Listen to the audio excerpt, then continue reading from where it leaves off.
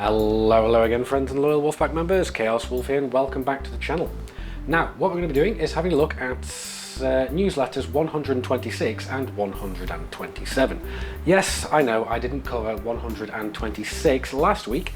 There's a reason for that, well, several in fact. The first one being that the Engineers had just been released 2.1, and I was busy trying to scrape together all the materials that I needed in order to go and make some modifications to my ship. Obviously, it just gone live. We didn't know where to find any of the materials, so we were all going around trying to find our asses in the dark without a flashlight or written instructions. So it didn't end up being as productive as I'd like it to be. So yeah, it didn't go. It was just a lot of work going on at that point. But not only that, there was the fact that the newsletter was very light on news that week. Very little to go on. Basically, it's just saying 2.1 is now live. So basically, 2.1 allows you to modify your ships, anything from fragment cannons to frameshift drives.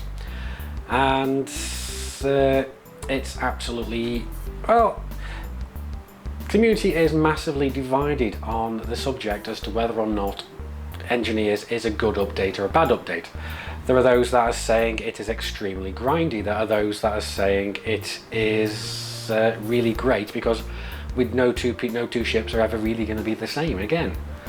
But like I said, I do like the update, but I do think that getting the amount of materials and the amount of work that goes into materials, I do think it's a little bit cheap to have it be so heavily based on RNG. But there we go. You can see my videos previously on this and how I went and pimped out my rides and so on, the Pimp My Ride series. So you can go and check those out if you want to have a look at this in more detail. But anyway, that's pretty much enough for this newsletter. Like I said, there wasn't really much in it. Alrighty guys, moving on to newsletter 127. We've got a little bit more information in this one, even though most of it is still to do with the Engineers. The first bit here is an image showing Commander Zinde finding a crashed Diamondback Explorer. Apparently he was really surprised to find this, and if you have a look closely at the picture, you can actually see the marks of impact around the ship itself. So you can see that it came down with some force. And next, Commander Gienkov has found it a lot easier to plot his route to Beagle Point using the new bookmarks. So it's going to make exploring long range a lot easier, and I'm actually tempted to try this myself at some point in the near future. Don't worry, I'm not going to be going out on my main account again. I have a dedicated account for doing exploring now, so don't worry. You will be finding out about this at some point in the near future. Also, this next bit of news is something really interesting to me especially, and it is one, Commander Classic actually found this lonely little Condor drifting around in space, derelict, and I'm really liking this myself because it seems like a prelude to ship-launched fighters. So we can only guess what happened to the pilot of this ship, and may the gods rest his soul. And according to Commander Alaros, the new huge weapons are super effective. I mean, let's just have a look at how much damage they wrought and how much mess they left behind. Okay, next up, Commander Loachman went and visited Farseer Incorporated and took this absolutely amazing panoramic screenshot. You know, I wish I was this good at taking screen caps. Obsidian Ant, good friend of mine, went and uploaded a video basically showing you how to go and upgrade your frameshift drives. Those of you who know Obsidian Ant know that he loves exploration, and it's no doubt in my mind, even before all this, that frameshift drives were going to be the first thing he went and upgraded. So head over, check out the video on it. It is an extremely good watch. Oh yes, and let's not forget the new bobbleheads. Yes, we have some new bobbleheads, the little wibbly wobbly things that go in your cockpit. What they are this time is we've got a Viper, a Cobra and an Anaconda bobblehead. Now, I'm somewhat tempted to get one of these myself, but I'm still on the fence. I don't know. We'll have to go and see how it goes in the future. If you see one gracing the dashboard in my ship, you'll have to go, oh, you finally submitted then, didn't you? Next up, as many of you will know now, that you Xbox players are no longer going to be the red-headed stepchild of the Elite world. Yes, finally, Elite Dangerous Horizons has now come to Xbox, and not just 2.0, you're getting 2.1 as well at the same time. So you're going to be able to land on planets, you're going to be able to go and modify your modules, your weapons, everything straight from the get-go. So that's all amazing, that's awesome. And not only that, but we've been given a little bit of a reminder about what else to expect later down the line of the Horizons season of expansions. We are going to be getting ship launch fighters, multi-crew, and even the commander creator, which is what I'm extremely looking forward to. I can't wait to go and create a Commander Chaos Wolf, especially since I really want this hair in the game. Come on, Frontier, pop to it, you know what we want. Because I'm worth it. Alright, one of the biggest bones of contention with the 2.1 update is the absolutely drastic change to the NPC AI and the difficulty levels of said AI. It went from them being basically as smart as a box of frogs, having fallen out of the dumbass tree and hitting every branch on the way down, to pretty much being able to one-shot any ship that they wanted.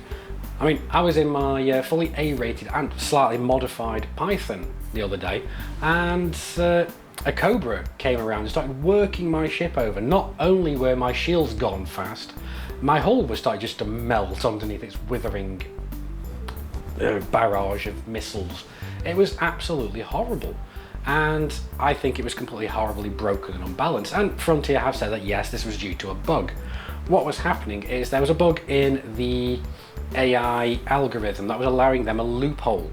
Basically, what this did is it allowed all AI to make hybrid weapons, is what Frontier called them. Now, what these hybrid weapons are is anybody's guess, but my guess would be it was combining multiple special effects. So not only were they getting more damage against shields, they were getting more damage against hulls, internal damage modules, everything. So literally these weapons were super overpowered. So basically in the latest patch, which is 2.1.2 or 0.02, I don't remember which, this has been dialed back substantially. So not all NPCs are going to be having these engineers modified weapons. A great deal fewer of them are going to have it. They're also going to be changing the distribution of AI levels. So you're going to be seeing a lot fewer elite, elite, dangerous and deadly, and start seeing more mid-tier NPC levels. So that's going to be nice and welcome. It's going to help newer players into the game not feel like they're being completely ganked by the AI. I mean, I'm pretty sure they have enough trouble with other players at times. And moving on to the mystery of the missing bi-weave shields. Yes, some of you may have noticed, well, a good deal of you may have noticed that bi-weave shields have been removed from the game post 2.1. This was basically due to a bug that was in the game.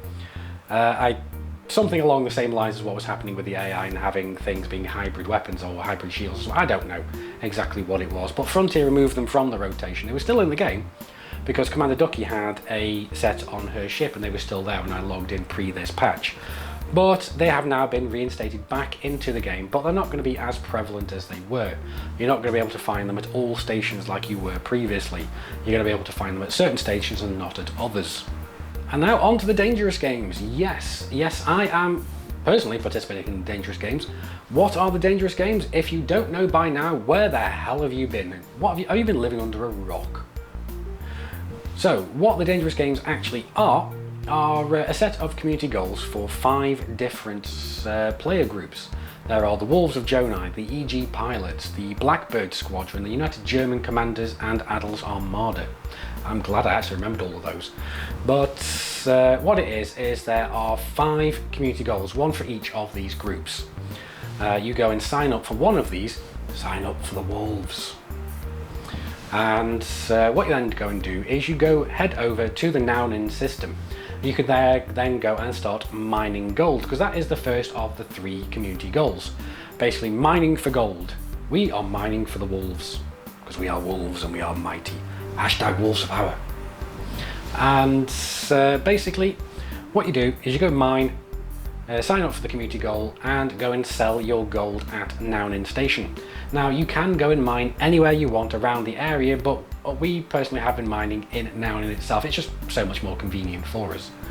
But yes, so right now we are in the wildcard event. So basically we are competing to become the wild card to go and then compete against the main competitors in phase 3. So whoever wins this community goal will get so many points to them. We move on to the next one, they will get more points to them, and then to the next one and get more points. So the group with the most amount of points towards at the end of this will be crowned the wild card, and then they will go and compete against the main competitors. So if you want to come and help us out, please do come and do so, and I will appreciate all the help we will get. Last but by no means least, we have the official end to the Distant Worlds expedition. That's right, the 30th of May marks the end of the Distant Worlds expedition, and there's going to be 5 days of celebrations before it's finally over. So congratulations to everybody that managed to make it to Beagle Point and back. You guys have more patience than I do. I tried, I only managed to get to waypoint 2, and then I went off my own personal little way, and oh well. But yes, you stuck with it, you guys are epic. But anyway, that's pretty much it for this newsletter. And I hope you guys have come away with a bit more of an understanding about the goings on and happenings of the Elite universe. But anyway guys, if you have enjoyed the video, please do hit those like and subscribe buttons. Just hit this lovely sexy subscribe button, give it a little stroke. And I will be eternally grateful. But anyway guys, I've been Commander Chaos Wolf, you guys have been epic. I will see you soon. And until then, Commanders, keep flying and stay shining.